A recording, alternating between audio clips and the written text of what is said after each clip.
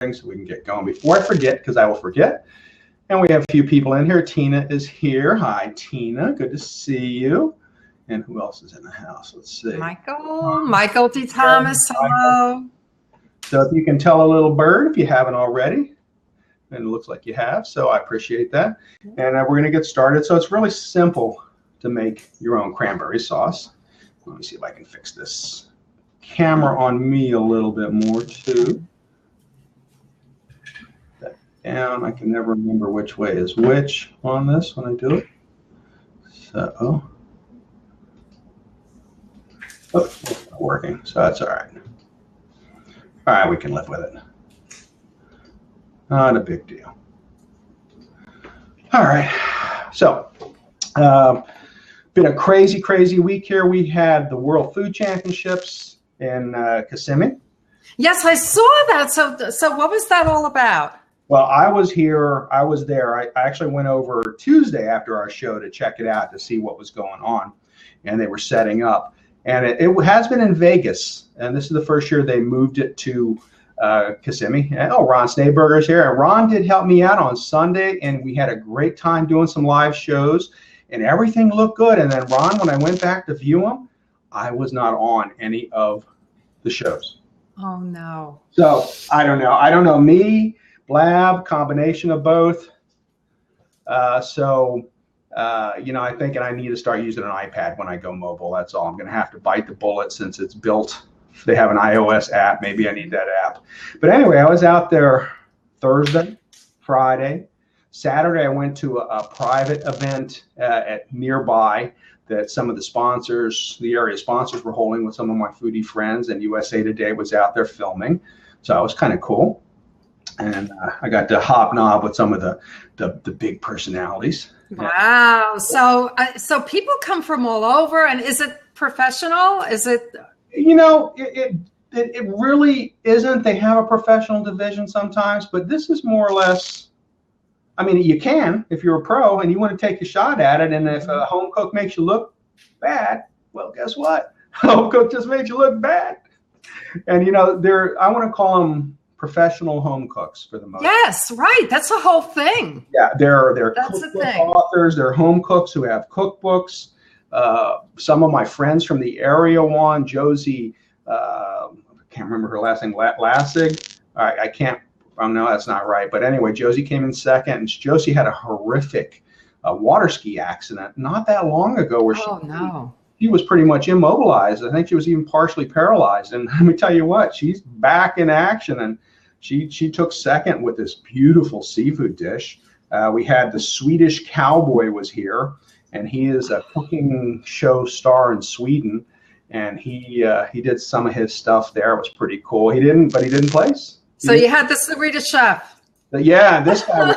But he was 6'5", wearing the flag of Sweden around his head, and he had a cowboy, like a straw hat, more than a cowboy hat. They make them big over there. Oh, they make them big over there. They really do. But the Beefy Boys were there from England, and they did a burger. They did a Mexican burger, go figure. Some of the food, they were cutting stuff up and handing it to me because I was standing with the CEO of the World Food Championship. So I guess they thought I was one of his friends, which I did get to interview him. So I was tasting things, and strangers were walking up asking for a bite of what I had, and they were offering me a bite of what they had. So it was kind of cool. Only in a foodie atmosphere would you do that. Anywhere else, a stranger walks up and asks for a bite, you're going to go. I know. No, I know. I hear you. But you know what? It's the same in my industry too. We have bloggers that are not professional designers, but oh my goodness, do they have, they have what it takes. They have an eye for it. They can communicate, through pictures and words, all about, beautiful design issues. And I'm sure it's the same with bloggers too. They may not have a professional background, but I don't know. Sometimes you just have it, Well, they had a blogging division that was on Tuesday, and I didn't hear anything about that. I missed out on that completely. So I didn't even get to go, or not Tuesday and Wednesday. They had some kind of blogger function. And again, I don't always get included on these. It's crazy. Oh, that is surprising. I didn't want to compete myself, but I would have liked to have been there to offer support. So that I'm done competing. That dog don't hunt here no more. I know, no, same with me. But you know what? I have a little surprise for you, because when it's the right time, you let me know. I changed some things around with your kitchen, and I want to show it here, and we'll talk about it and see where we're going. To the Kenmore people, Kenmore donated like $250,000 worth of equipment. Really? The Kenmore Arena. And it was pretty cool. Now, I said, can I back a truck up and take some stuff home? And they said, no, unfortunately, it's all going to like shelters and places. Yeah. Which is Bull. Have you ever heard of Bull Grills? Oh, that sounds familiar. No, I haven't. Oh my God. No, I haven't. Styles of the rich and famous grills. Almost, they were there, and they supplied a lot of things, and really some really cool sponsors, equipment. A sustainable seafood guy was there from the Panhandle, and they have a tag on all their seafood that you can look at it with your phone, and it'll tell you who the captain was that caught it. Oh my gosh! Where it was caught, when it was caught. That's crazy. That is really crazy. Well, we're going to, So let's get back into that. So let's get started for all the nice people. Are we recorded? We're recording. Okay, cool. We're going to make cranberry sauce. And cranberry sauce is, I was afraid of making my own cranberry sauce for so long. I'm not an Americana cook, or I'm more of it now, but I have never been, that was never my forte. I was always a saute. That's funny. And I've done it forever. Yeah, it's what most people start as. So I've been making it for years now, but at first it seemed like, why would I do that? Let me just buy that can that makes that god-awful noise when you shake it out. Oh, yeah. God. So anyway, we're going to start. Let me turn my pot on, and I am going to start very simply with a half a cup of water. And normally I make it with all water, but I love this next Yes. So I'm going to make it with I always put a little orange in anyway. I'm going to make it with a half a cup of tangerine juice as well. So tangerine juice is sweet, but it's not overly sweet. So I did cut down my sugar a bit, and I'm going to add in about 3/4 of a cup of sugar, because I don't know if you've ever eaten a cranberry raw, but oh my God, cranberry is pretty tart. Well, I'll tell you something. I have this organic, food thing that I get every week delivered. And there was frozen cranberries on the list to get. And I've only ever, gotten the ocean spray. I haven't never gotten, frozen. So I don't know. I hope they'll be fine. Yeah. Frozen or fresh, they will be fine. Cranberry is such a hearty fruit. I guess it is a fruit berry. So I'm going to put in, I have 2 cups, and I do have the ocean spray. I bought a big bag of them at one of the big box stores. So I got them in there. And then after that, the only other thing I add in is I'm going to put in some grate. And because I did use tangerine juice, I'm going to add in a little bit of lemon zest. Now, to me, any citrus zest at this point is good. And, I was thinking I may make some more of this. I have a lot of cranberries, and I was thinking I might go get some fresh Florida grapefruit. Look how coordinated we are. Forget the food. Look at the colors. Yeah. Look at these 3. I mean. So here's your zest in here. Nice. And you should, I love the smell. I don't know if I told you the story. Before I got married, I had a waitress that loved the smell of lemon. So whenever I use lemon, I would dab a little. Oh, geez. Wow. And then we're going to put in a little bit of juice. So I'm going to use half a lemon. So like I said, I did cut back my sugar. You don't have to use tangerine juice or orange juice. You could just use a full cup of water, 2 cups of berries, cup of water. But that's going to be like a complex layered kind of flavoring. I mean, between the tangerine and the lemon zest and the lemon juice, interesting. You're layering it. And, this is where, if you wanted to do something else, you could add something into, like some people might want to put a cinnamon stick in. I was thinking that. Yeah, you might want to put your own little touch in a flavoring. It's going to cook. So sometimes people add vanilla in. You want to let it get really hot before you put it in so it doesn't cook all the flavor out. No vanilla, but again, it's your combination. It's what you're making. Now, the one thing I like to do with my leftover lemon pieces, if any of you have garbage disposals out there and you've never done this, I'm sure you have, but throw your lemon, cut them up into small pieces and throw them in there. If you have an excess of them, put them in an ice cube tray with some water. Freeze them, lemon, lime, any of these rinds, cut them up small enough into ice cubes, because the ice also helps, I was told, helps sharpen your blade on your garbage disposal. Oh, interesting. Okay. It makes the house smell really nice. Oh, wow. Stuff. So let me grab a spoon. You know what I thought you were going to say? I thought you were going to say put them in ice cube trays and then put them in a glass of water. Well, you can do that too. If you have a lot of them, but if you're handling, as long as it's your water, that's okay. Right, yeah. If I'm handling and squeezing them, I'm not going to give them to a guest. But, definitely, when guests are coming over, if I don't have a lemon cut up, I'll cut one up and just chunk it down there. Or a lime. Limes are wonderful. Or oranges. Yep. So I'm just going to stir this up, and that's really all you need to put into it. And they're in a saucepan, and we're going to let it come to a boil for about 5 minutes, and then I'm going to reduce it to a simmer.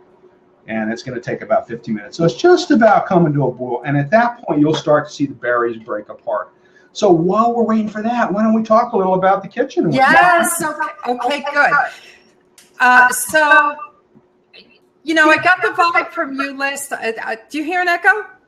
No, I do not. Okay. All right. Now it's fine. I got the vibe from you last time that you were more about storage. And, me being a designer, for those of you who are new, I'm a kitchen designer for many years, certified kitchen designer. And we're doing Chef's Kitchen, and we're finally, moving forward. And, I like a kitchen that has visual interest to it. I mean, let's face it, anyone can get a bunch of cabinets and, as my husband says, string them up on the wall. And I can't do that. I want to put some time and thought and interest to it. So, what we're going to have here is kind of a blending of mostly what you want in terms of storage, but with a little visual interest. So I think I'm going to move my camera and put it over to the screen. Cool. So here, actually it's opposite.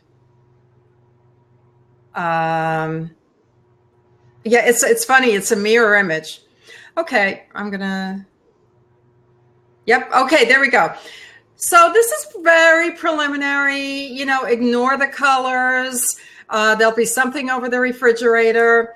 But if you take a look at the corner, Chef, you see that, we have a little bit of a focal point. We have some narrow open shelves. I had that wide open before.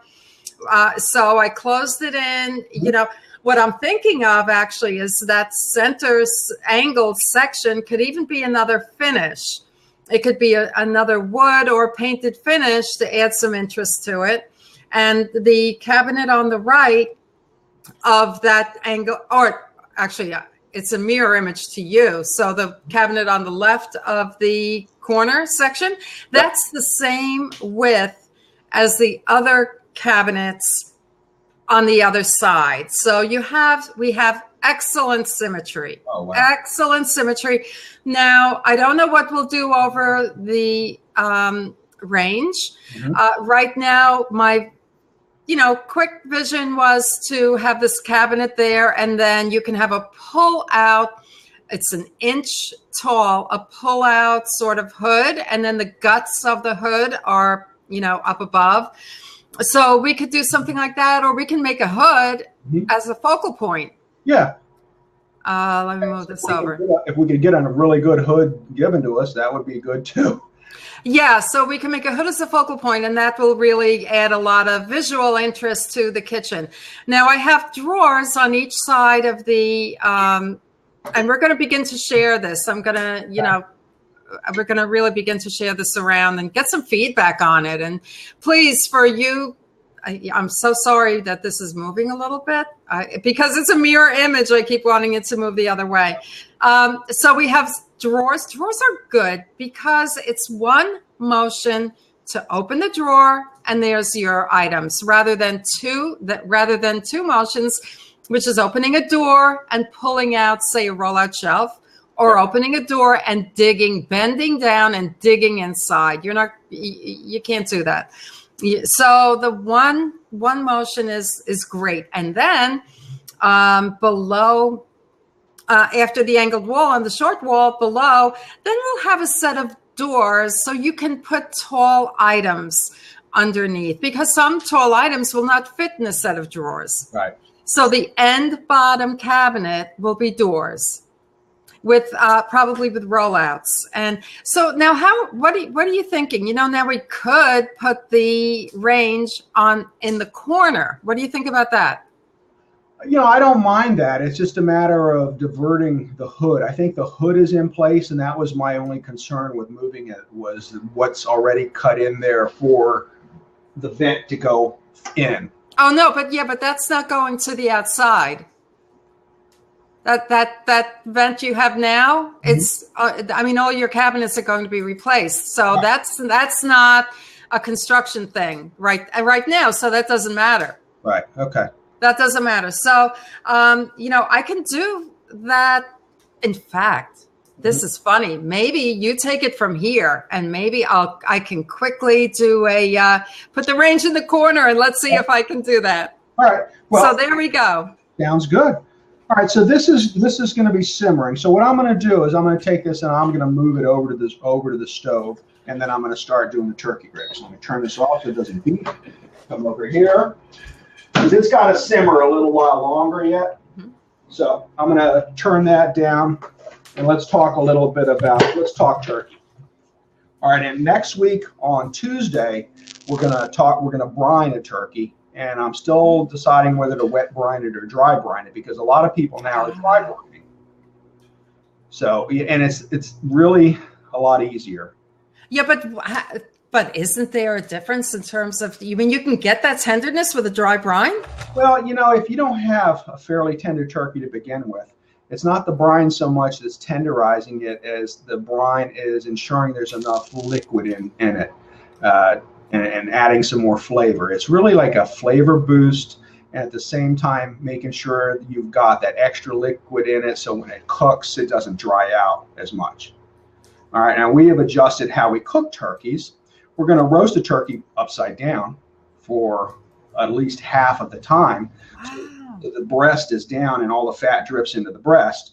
And then we're going to turn it over and we're going to let it finish so it gets nice and brown. And that's 50-50 in terms of timing? Yeah. Yeah. You don't want to let it go too long so it doesn't start falling apart on you. But you want to let it get a good amount of the time upside down and then flip it. And this is where having some of these gloves that are heat resistant come into play, and you can get them almost anywhere now. TV, so you can pick it up and turn it rather than trying to have an accident doing it badly. So get yourself two kind of heat resistant gloves so you can just pick the turkey up and turn it.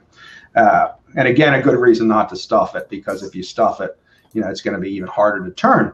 But brining. So Tuesday we're going to brine, and then Wednesday we're going to set the turkey up and roast it in the early part of the show. And then we're going to come back when the turkey's done at around 5 o'clock and bring it out. And I'm going to, after it's cooled, I'll show you how to take it apart and give you another idea. Like if you're having a good group of people over, chances are you might want to cook 2 turkeys. Okay, so that way you're ensured you have leftovers. If you want to send your guests home with turkey and to present it, besides, you want to always have that beautiful bronze, gorgeous turkey sitting there for everyone to see. But you don't want to be screwing with it while your guests are getting. No, you're right. It's funny you say that, because I have 12 people, which is not really a crowd, but I ordered a turkey breast, which will, like a big boneless turkey breast and a regular, turkey. And what I'm going to do is I'm going to sous vide the turkey breast and then put the other one in the oven. And I don't know what I'll do with the skin of the turkey breast, or maybe, I don't know what, but yeah, just to have plenty of leftovers for sandwiches. Right. So, this is a way to do it. And I mean, you could always do this. It doesn't have to be a humongous turkey. You want at least a 12, 14 pound turkey if you're buying anything, because anything under that, you're buying all bones. You're not really getting the meat. So you're giving away the secrets, I know. That's my job now, is to make everybody a good cook at home. So, but for gravy, so we're going to roast that turkey. And if you make, even if you're roasting chickens or something and you save that stock, if you're not using it when you use it, save it, put it in the freezer, and you can always use it for gravy later. But we're going to need the stock from that first roasted turkey to help make your gravy. All right? That's true. That's right. If you have some ahead of time, you can always make your gravy so you're not fighting with it the day of, and save that for another time for Christmas or later on in the year when you make it. So right now, I'm going to turn this way down. I'm going to start with a roux. And as always, I have butter because we're going to make the gravy. And I'm going to take all those wonderful drippings. Get another spoon. All those wonderful drippings we have from the roasted turkey, and they're basically going to go in here. Now, I'm only making a little bit because this is just a visual. I just want you to have an idea. We've gone over this before on what you need to do to make your gravy. And this is something you can even make the roux up ahead of time. It can sit. I like to do it hot, so that is easier to do. But you want to get that's where I have the most trouble. How much liquid? How much flour? Then I had too much. I had too much flour. I have too much liquid. Then you're always if you want to make it classically, it's a pound of butter, a pound of flour, and a gallon of liquid. Oh, really? That is the basic recipe for if you're making something with a roux. So if you want to do, I'll generally do a stick of butter. And let's see, a pound, 2 cups, 18. It's probably about a half a cup of flour, somewhere in that range, and then a quart of liquid. Mm-hmm. And that's a lot of gravy. Let's be honest, that's a lot of gravy. Unless you're having a big. I know. That sounds like a lot. You always start making a lot. So that's plenty of gravy. So right now I have got my stock. I'm going to let this cook a little bit, and it's on low. I don't mind a little bit of color in turkey gravy, so it doesn't have to stay completely blonde. It can go a little bit towards a brunette or a brownish kind of color, and it can get a little bit more of that nutty cook flavor in it. That's fine. So you can let your roux go a little longer, and you always want to let it cook because you don't want that taste of raw flour in anything that you're making, whether I'm making a soup, a gravy, a stock. But this is the easiest way. And you want it a little bit more on the liquid side than the dry side, because it's going to incorporate easier for you. So this is hot. It's very hot out of my tap. My tap water goes at about 125. So this is pretty hot, not cold. And now I'm just going to add this in.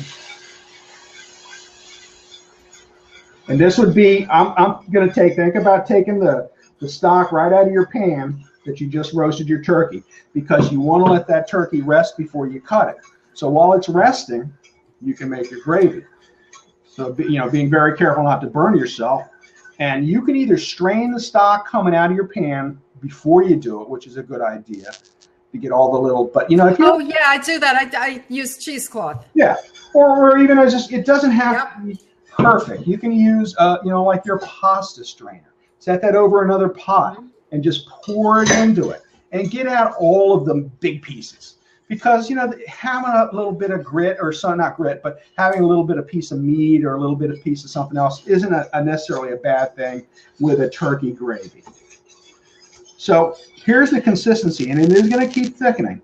So you want to make sure that you get into the corners and get everything out and scrape it a little bit so you get all your roux. Now it's a little bit thicker than I need. Yeah, it does look a little thick. So, yep, I like a gravy that's, I'm very particular about the consistency. It shouldn't be too thin, shouldn't be too thick. Yep. And that's as scientific as I get. That's about it. And that's what I say too. It should cling. It shouldn't just run off, but it shouldn't be plaster at the same time. So this is your basic, and if you roasted your turkey and you have a nice stock, at school we used to roast turkey breasts all the time for lunch. We would never buy a preformed turkey. We'd buy a turkey, a nice, good, raw turkey breast. And honestly, what they're doing when you buy them at the grocery store, or when you buy them that way, is they're taking 3 breasts. They're taking 2, and they're putting a third up into between the 2, and then they're pulling the skin over it to form. So, oh wow, they're forming it so it comes out in a piece. Yeah. So you want to use that. I mean, that's if they're doing it good. So when you roast it, you're getting all this wonderful juice from the turkey. So whether you're doing a breast, thighs, pieces, or you're doing the whole turkey, all that stock coming out is going to come out, and it's going to make a wonderful, wonderful gravy for you. And when I would do that at school, I didn't need to add anything else into it except all that wonderful juice. Never had to fortify it with any base or anything. It was perfect. Wow. So this is how easy it is. And now once it's done, you want to let it cook for a little bit longer. And that's where you can always add a little bit more in. But once you've gone way too far, you know, it's harder to bring it back. If you did, and if it is too thin, you can take a little bit more butter, a bit more flour, cook it up in a frying pan, let it cook it, and then add it in. And keep it a little on the liquid side, more of a slurry. And that'll help thicken it up a little bit more. Now we season it. And what do you season your turkey gravy with? If you want a little pepper in it, a little bit of poultry seasoning mixed into it, that's pretty much all you need. If you want to get fancy, you can put a little bit of wine into it, a little bit of a... Oh, that's a good idea. A little bit of a... I used to do a red wine honey gravy. Okay. Wow. That was nice. And it was a little bit darker to begin with because it had a nice roasted color. Yeah. Sometimes it's good if you want that darker color, take your pan that's come out of the oven, and there's usually some burn bits on it. But if there's not, put it on the stovetop and let it burn a little bit and get that dark color. Add a little more water to it, rinse it out, and get that nice dark color. Oh, yeah. Well, I have that. Mine isn't, I mean, that's very light. And I have that magic gravy bottle thing. So I put a little bit in there, little by little. But if you don't want to stay natural, I mean, I used to hide a bottle of Kitchen Bouquet in my office because we weren't supposed to have it. But never for turkey, but for beef. Sometimes the beef gravy just wasn't dark enough on its own. Yeah, I know. Yeah, no, I like it golden. It has to be a particular color. Yeah. But for your turkey, like this is a chicken stock. It's not even turkey stock, so it's going to be lighter to begin with. But if you wanted to get that dark color, again, you know, put the pan back on the stove and let it cook a little and caramelize, and then you'll have a better color. But that's the real secret to making turkey gravy is the roux, is the slurry that you're having in your pan. And you can either add that, we can go the other way. You can put your stock in a pot and then pour the slurry in and whip it. Or you can pour the stock into it. So whatever way you feel comfortable with. I had a guy teach me sometime with a soup, what he would do was he would take a strainer. Of course, we had like the china caps, and we're making a big pot of soup. So he would put the roux into the china cap and drop it into the hot soup, and then slowly start incorporating it that way. That way there was never any lumps. Yeah, I usually do the opposite. I usually take a little bit of the roux out. No, especially if I need to add more flour, then I'll take some of it out, add the flour, and then pour it back in. Yep. So anything that works for you, it's just making it this way is a lot easier, and you'll generally won't have lumps, or there'll be very, very few. So cranberry sauce is still cooking. That's going to simmer for a little bit longer, and then it's going to set up and get cold overnight, and it's going to gel up really, really nicely. Now, tomorrow we're going to do pies.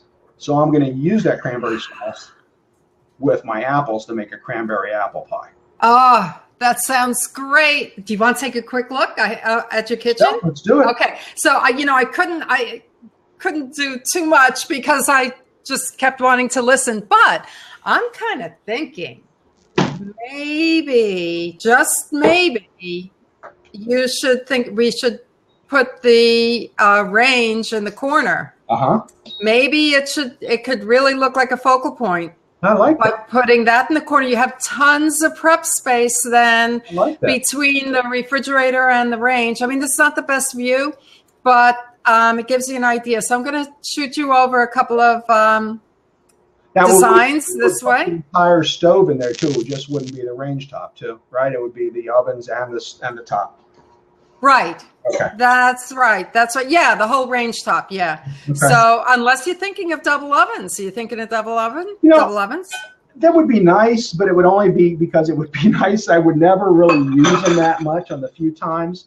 If I got a range that had a double oven built into it without being huge, that would be okay. Because I never really use the bottom drawer except for storage, and it's just. Well, then you know what? Maybe you want a bigger size. Maybe you want a 36-inch range rather than a 30. Yeah, if we're putting it in the corner, that might be the thing to do. Yeah, that might be the thing to do. Good.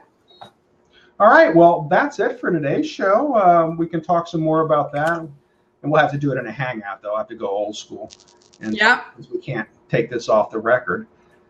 But we're getting ready. It's coming down to the wire. Thanksgiving is in 2 weeks, so next week will be our last really prep week, and like I said, we'll be brining and roasting and carving, so we'll give you an idea what to do. And then the following week, we're going to do a Q&A. So great. You bring us your questions.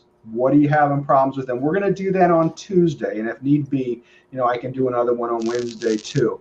But we're going to do that on Tuesday. So you bring us your cooking questions and what you think you might have problems with, and please, come in prepared to come in the seat if you want to and ask us live. And that's great. You're a great cook too, so you can answer ones I can't answer, and you make things different. Oh, I've done it big time from scratch for I don't know how many years. And like I said, I had to cook. I did have to cook 150 turkeys one time in a restaurant kitchen.